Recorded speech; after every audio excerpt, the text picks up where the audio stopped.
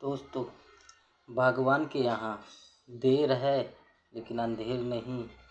ना तो देर है ना अंधेर है, सब अपने अपने कर्मों का फेर है। दोस्तों, सब अपने अपने कर्मों का ये फेर है जो हम सुख से दुख में आ जाते हैं, सवेरे से अंधेरे में आ जाते हैं, अज्ञान से फिर हम ज्ञान में जाएंगे। दोस्तों, सब अपने अपने दुख और सुख का चक्र चल रहा है और ये चलता रहता है। दिन के बाद रात और रात के बाद फिर सवेरा, ये चक्र है और सदा काल चलता रहता है। लेकिन हम चक्कर में पड़े हुए हैं, समझ नहीं पा रहे हैं, अच्छाई और बुराई को समझ ही नहीं पा रहे हैं।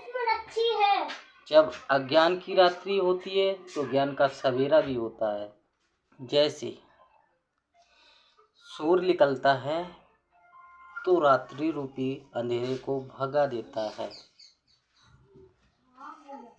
ऐसे ही परमपिता परमात्मा कलयुग रूपी अज्ञान की रात्रि में जब आता है तो वो ज्ञान सूर्य इस सृष्टि पर प्रत्यक्ष होता है तो ये अज्ञान की रूपी रात्रि भाग जाती है।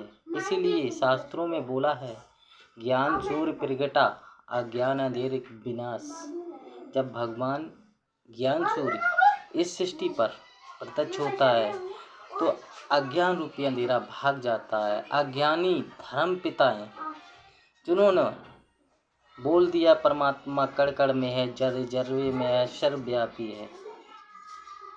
तो परमात्मा सर्वव्यापी नहीं है, वो एक व्यापी बन के आता है, जिसे गीता में बोल दिया ना अहम तेषु ते मयि।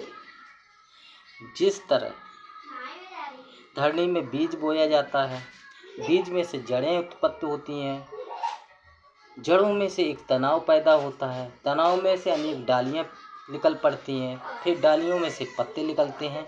तो ये बताएं, झाड़ उस बीज में समाया है या बीज झाड़ में समाया? नहीं दोस्तों, क्योंकि उस बीज में से ही सारा वृक्ष निकला है, उसमें बीज में वृक्ष समाया है।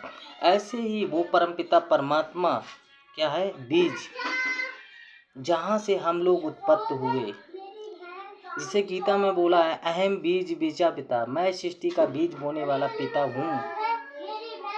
राम राम दोस्तों।